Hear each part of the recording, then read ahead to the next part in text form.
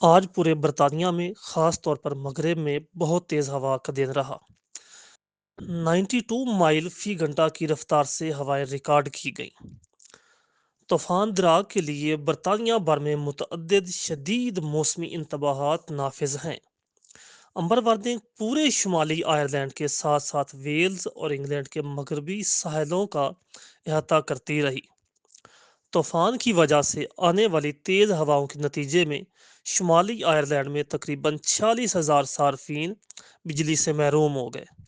شمالی آئرلینڈ کے بجلی کے نیٹ ورکس نے کہا ہے کہ یہ تعداد صبح ہونے کے ساتھ بڑھ سکتی ہے۔ نیشنل ہائی ویز اتھارٹی کا کہنا ہے کہ پرنس آف ویلز برج اور جنوب مغربی انگلینڈ کو ویلز سے جو جوڑتا ہے، دونوں کو تیز ہواؤں کی وجہ سے بند کر دیا گیا ہے۔ آئرلینڈ کے دارالخلافہ ڈبلن ہوائی اڈے نے تصدیق کی ہے کہ اس نے دیگر ہوائی اڈوں کے لیے جانے والی متعدد پروازوں کا خیر مقدم کیا تھا اور طوفان کی وجہ سے ان کا رخ موڑ دیا گیا ہے۔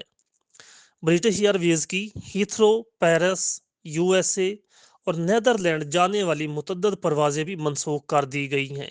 ریلز نیٹ ورکس کا کہنا ہے کہ کارڈف کے مغرب میں تمام ٹرین سروسز لائن کو بلاک کرنے والے درخت گرنے کی وجہ سے اگلے اطلاع تک معطل کر دی گئی ہیں۔ میٹ آفس کے چیف میٹرولوجسٹ اسٹیو ولنگٹن نے کہا ہے، طوفان دراگ اب برطانیہ میں بہت تیز ہوائیں، تیز بارش اور اسکاٹ لینڈ میں اونچی زمین پر کچھ برف باری لا سکتا ہے۔ یہ بہت تیز ہوائیں اہم خلل لائیں گی، جس میں اڑتے ملبے، درخت گرنے، ساحل کے ساتھ بڑی لہروں اور بجلی کی کٹوتی کا خطرہ ہے۔